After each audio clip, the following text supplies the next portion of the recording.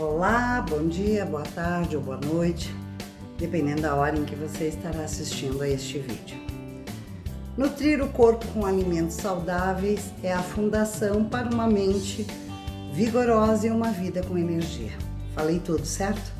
Cada garfada é um passo em direção ao bem-estar, num alicerce robusto ou então um rasante na letargia, na insônia, na enxaqueca, num penhasco das doenças que chegam chegando como um combo.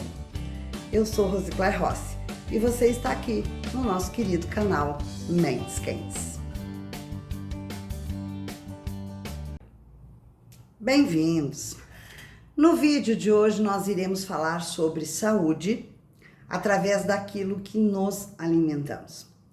Eu preciso iniciar pela nossa usina de energia, que é a mitocôndria, que tem como principal função a geração de trifosfato de adenosina, nome difícil, né? Que converte os nutrientes, como a glicose e os ácidos graxos, em energia importante para as nossas células.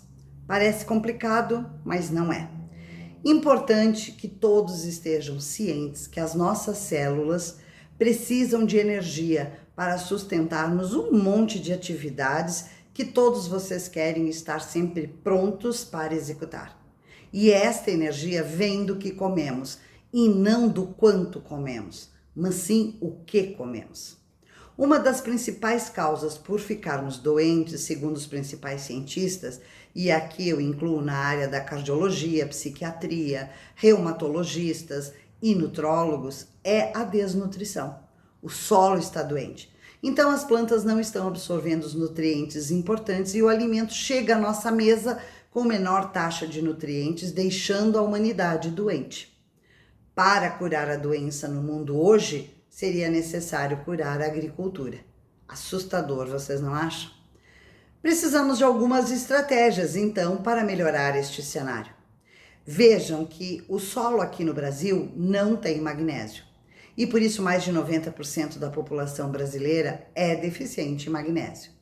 O magnésio só existe onde tem vulcão, felizmente o que não existe no Brasil, mas infelizmente, porque pagamos o preço em não tendo água magnesiada, criamos um déficit de aproximadamente, eu acho que umas 300 reações do corpo, salvo engano. Neste caso, a suplementação será a nossa única saída. Outro dado que talvez vocês desconheçam é que a Universidade de Bristol, na Inglaterra, classificou as fezes em 7 tipos para definir como a microbiota intestinal está comprometendo a nossa saúde. A microbiota é um conjunto de micro-organismos, são bactérias, vírus, fungos e arquelas que existem no ambiente, no nosso corpo ou no trato gastrointestinal. Algo que poucos explicam é que temos assinaturas para algumas doenças psíquicas analisando a microbiota intestinal. Então já é possível identificar, por exemplo, um esquizofrênico, o bipolar e até mesmo o Alzheimer examinando as fezes da pessoa.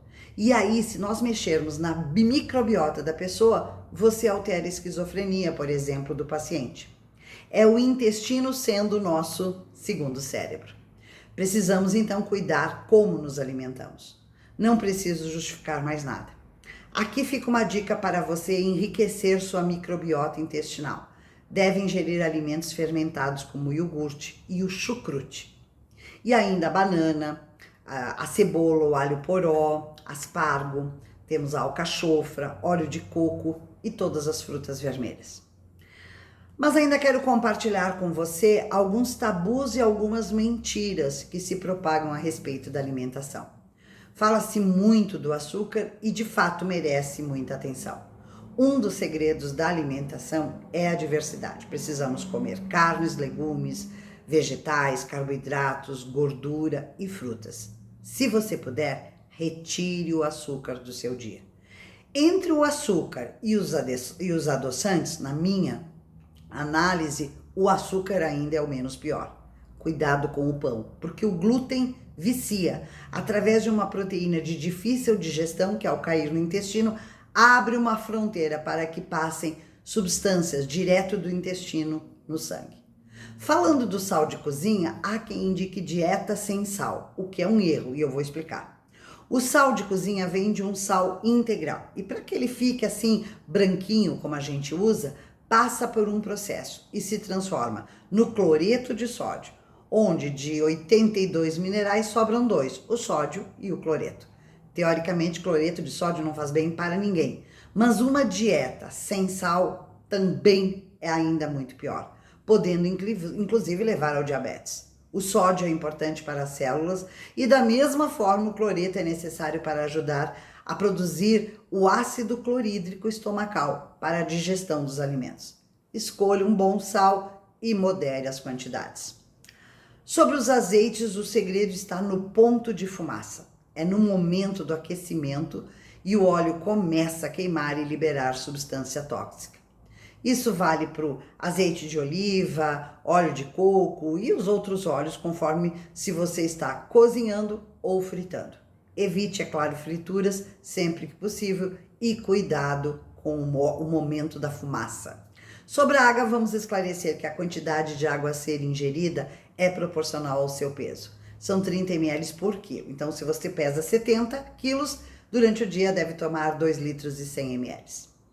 E agora vamos entender por que alguns alimentos são tão apreciados por nós, quase um vício. Na língua tem as papilas gustativas para os 5 sabores: doce, amargo, salgado, azedo e o sabor umami. O umami fica bem no centro da língua e é estimulado pelo glutamato. Uma vez estimulado, aciona a dopamina do cérebro, que por sua vez gera uma sensação de prazer através dos alimentos hiperpalatáveis, por isso vicia. Infelizmente, não é proibido por lei que as empresas coloquem o monossódico de glutamato como um aditivo alimentar. E está aí a explicação de você se viciar em certos alimentos. Ninguém está viciado na batatinha frita, e sim no glutamato que compõe aqueles saquinhos de salgadinhos. Se você tem dificuldade de controlar a alimentação, eu sugiro que tome um copo de água morna com gotas de limão, preferencialmente de manhã em jejum. Problema definido, 50% resolvido. Agora você já sabe como poderá melhorar sua energia e seu desempenho neural através da alimentação. Comendo o que deve comer, a energia nas células lhe deixará em melhores condições para as demandas do seu dia. Entrando então nos mitos, vamos falar sobre o jejum intermitente. Vou pontuar aspectos cientificamente comprovados do jejum intermitente, que é limitar o número de horas que você irá comer. Exemplo, você pode se alimentar das 7 da manhã até as 17 horas. O que seria o ideal? Ficar sem jantar. Você se alimenta durante 10 horas e faz um jejum de 14, sem comer nada, exceto água. O jejum não somente emagrece, porque nem para todos isso é importante, mas já existem estudos de pacientes que pararam, inclusive, de fazer uso da insulina, só com a prática do jejum após 60 dias. O ideal é fazer diariamente, mas pode ter variações, como um dia sim e um dia não. Durante o jejum, o corpo pode entrar em um estado de autofadiga, um processo celular em que as células quebram e removem componentes celulares danificados. Isso ajuda a eliminar resíduos celulares e proteger contra doenças hepáticas. Contribui na redução do acúmulo da gordura no fígado, um problema conhecido como esteatose hepática não alcoólica, que está associado a várias condições de saúde, incluindo a própria resistência à insulina.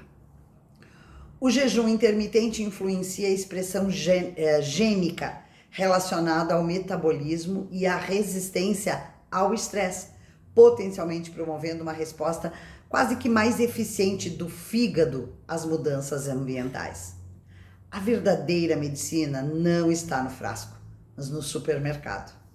Faça do seu prato a sua farmácia, até porque a saúde construída em cada escolha está na sua mesa. Faça a fundação da sua vitalidade energética e o equilíbrio físico e psicológico por aquilo que você come. Eu espero revê-los em breve, com muita saúde inclusive nas escolhas alimentares. Até o próximo vídeo.